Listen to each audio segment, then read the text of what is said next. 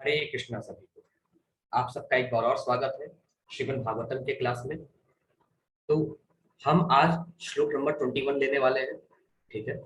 लेकिन इससे पहले भगवान कृष्ण की प्रार्थना करेंगे। तो सभी लोग हाथ जोड़ लें और भगवान कृष्ण की प्रार्थना करें। ओम नमो भगवते वासुदेवाय।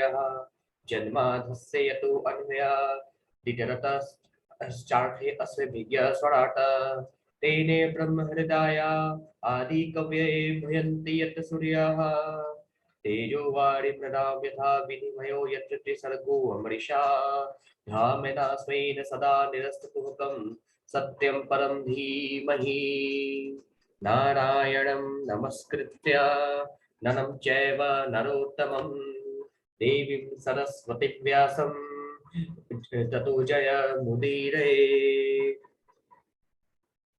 अब श्लोक नंबर 21 में स्टार्ट करते हैं। स वै किलायं पुरुषः पुरातनो य एक आसीद विशेषात्मनि अग्रे गुणे भयो जगदात्मना ईश्वरे निमिलितात्मत ऋषि ऋषि ऋषि सुपत शक्तिसु। वे कहने लगे, जैसे हमें निश्चित रूप से स्मरण है, यही है वे जो आदि परमेश्वर है। कौन लोग कहने लगे? जितने भी कौरवों की पत्नियां थी, कौरव की स्त्री थी, वे सब हस्तिनापुर के छत पे खड़े होकर कहने लगी कि हमें निश्चित रूप से स्मरण है, यही वो आदि परमेश्वर है। प्रकृति के गुरु की इस व्यक्त सृष्टि के पूर्व वे ही अकेले विद्यमान थे। चूंकि वे परमेश्वर हैं, अतएव सारी जीव उन्हीं में लीन होते हैं, मानो रात्रि में सोए हुए हों और उनकी शक्ति रुक गई हो। तो वहां पे जो स्त्रियां हैं हस्तिनापुर के महल की छत पे, वे कहती हैं ये वही आदि परमेश्वर हैं। सृष्टि भी इन्हीं से प्रारंभ होती है, सभी जीव इनसे ही प्रकट होते हैं और इनसे ही सृष्टि का अंत होता है और सभी जीव इनमें ही प्रवेश करते हैं। फिर आगे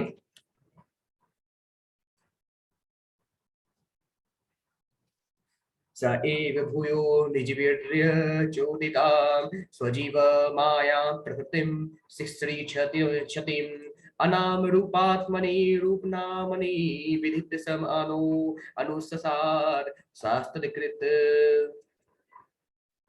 तब भगवान ने अपने अंश स्वरूप जीवों को नाम तथा रूप प्रदान करने की इच्छा से उन्हें भौतिक प्रकृति के मार्गदर्शन के अंतर्गत कर दिया।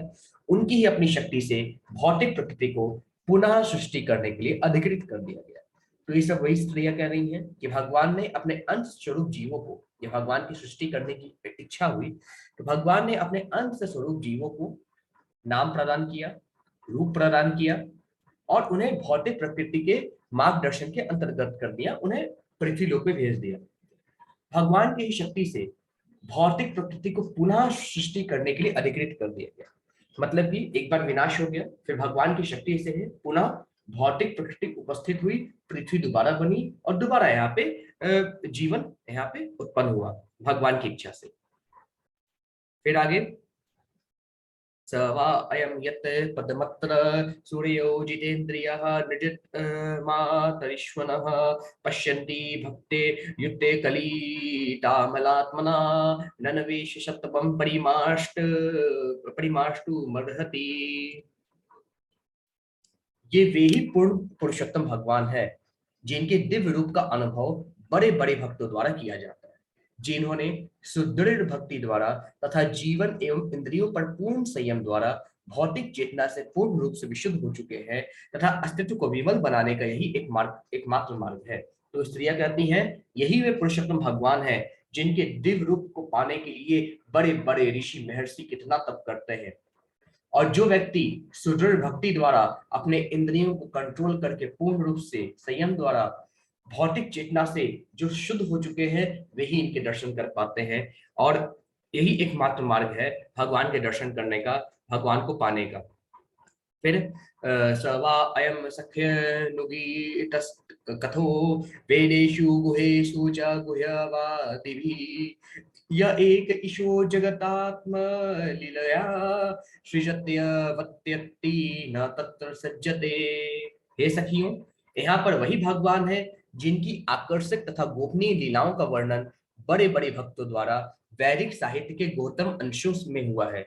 वे ही भौतिक जगत की सृष्टि करने वाले हैं, पालन करने वाले हैं, संहार करने वाले हैं, फिर भी वे उससे अप्रभावित रहते हैं। तो यहाँ पे सारी महिलाएं कर रही हैं, हे सखियों, ये वही भगवान है जिनकी आकर्षक और दिव्य लीलाएं, गोपनीय लीलाएं का वर्णन बड़े बड़े भक्तों द्वारा अपने सीक्रेट पुस्तक में, अपने गुहतम किताबों में किया गया है, गुहतम रूप से किया गया है। वही इस भौतिक जगत की सृष्टि के रचयिता है, पालन करता है और संहार करता है, फिर भी वे इन सारी चीजों से अप्रभावित रहते हैं। ये वो भगवान है। ठीक है, फिर यदा हृद धर्मेण तमोधियो नृपा जीवन्ति तत्रैष हि सत्त्वतः किल धत्ते भगं सत्यमृतं दयाम यशो भवाय रूपाणि दुर्गे युगे। जब भी राजा तथा प्रशासक तमोगुण में स्थित पशुओं की तरह रहते हैं, तो भगवान अपने दिव्य रूप में अपनी परम शक्ति सत्य रीत को प्रकट करते हैं, श्रद्धालुओं पर विशेष दया दिखाते हैं, अद्भुत कार्य करते हैं तथा विभिन्न कलाओं, कालों तथा युगों में आवश्यकता अनुसार विभिन्न दिव्य रूप प्रकट करते हैं। तो यहाँ पे स्त्रियां बोल रही हैं, जब भी राजा और प्रशासक तमोगुण में स्थित पशुओं की तरह व्यवहार करते हैं, तो भगवान अपने रूप को रचते हैं, अधर्मियों का नाश करते हैं, भक्तों की रक्षा करते हैं और कई समय तक राज्य करके इस सृष्टि में धर्म को वापस लाते हैं। और जैसा काल रहता है, जैसा समय रहता है, जैसा युग रहता है, उसकी आवश्यकता अनुसार भगवान अपने अलग अलग रूपों को प्रकट करते हैं। ठीक है, फिर आगे,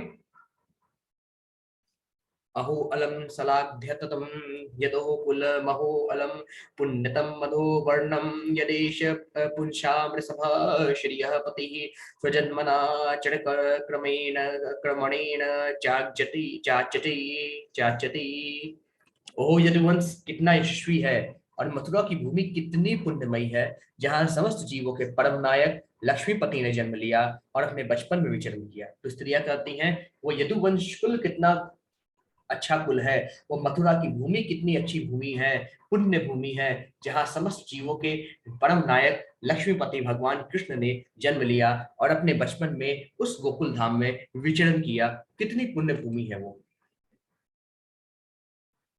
फिर आगे, अहो बत्ते सर्वे सस्ती तस्करी कुशस्थली पुण्य यश तस्करी भुवः पश्यन्ति नित्यं यदनुग्रहेशितं स्मितावलोकं स्वपतिं संयत प्रजाः। निसंदेह यह कितना आश्चर्यजनक है कि द्वारका ने स्वर्ग के यश को पछाड़कर पृथ्वी की प्रसिद्धि को बढ़ाया है। द्वारिका के निवासी उनके प्रिय स्वरूप में समस्त जीवों के आत्मा का सदैव दर्शन करते हैं।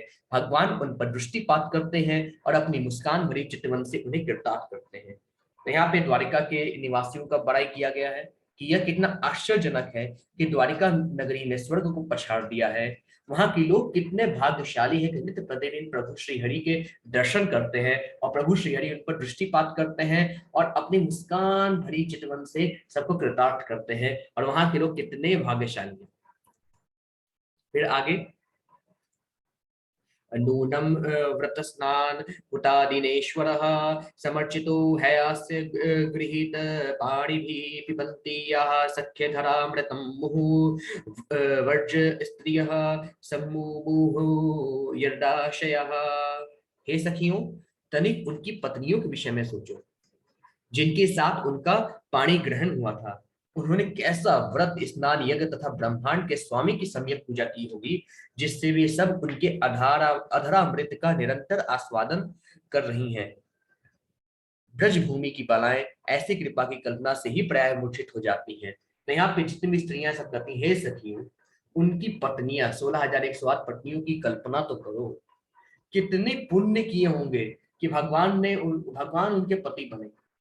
उन्होंने कैसा व्रत किया होगा, कैसा स्नान किया होगा, कैसा यज्ञ किया होगा कि ब्रह्मांड के स्वामी स्वयं उपस्थित हैं। कैसी उनकी पूजा की होगी कि निरंतर वो जो है अपने स्वामी के प्रेम में रहती हैं, सदा ही अपने स्वामी का प्रेम पाती हैं।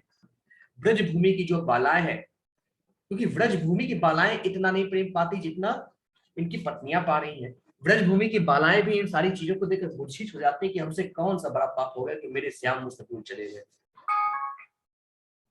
ब्रज भूमि की बालाएं भी बार बार देखती हैं कि हम उतनी बड़ी तपस्विनी नहीं है जितनी बड़ी तपस्विनी ये लोग हैं जो भगवान की पत्नी बनी है, सदा ही भगवान के प्रेम के भागी हैं, सदा ही भगवान का प्रेम पाती हैं। ये देख के मूर्छित हो जाती हैं कि हम कितनी पापी युवतियां हैं, ऐसा सोचती हैं प्रेम भाव से कि हमसे अच्छी तो ये है कि भगवान का प्रेम पाती हैं। फिर आगे, या फिर ये सुन के नहरता स्वयंवरे प्रमथ्य चैत्य प्रमुखान ही सुष्मिनः प्रद्युम्न सांबा अम्ब सुतादयो अपरा यश्चाहता भौमपदे सहस्रशः। इन पत्नियों से संतानें हैं प्रद्युम्न, साम, अम्ब इत्यादि। उन्होंने शिशुपाल के नायकत्व में आए हुए अनेक शक्तिशाली राजाओं को हराकर रुक्मणी, सत्यभामा तथा जामवंती जैसी स्त्रियों का उनके स्वयंवर समारोह से बलपूर्वक अपहरण किया था। उन्होंने भौमासुर तथा उनके हजारों सहायकों का वध करके अन्य स्त्रियों का भी अपहरण किया था। ये सारी स्त्रियां धन्य हैं। तो यहाँ पे कहती हैं सभी महिलाएं कि इन पत्नियों की संतानें प्रद्युम्न है, सांब है, अम्ब है। उन्होंने शिशुपाल के नायकत्व में आए हुए अनेक शक्तिशाली राजाओं का वध करके रुक्मणी को हरा और सत्यभामा, जामवंती से विवाह किया। उसके बाद भौमासुर नामक असुर का वध करके उन्होंने कई स्त्रियों को अपने पत्नी का दर्जा दिया। ये सारी स्त्रियां धन है जो भगवान की पत्नी बनी।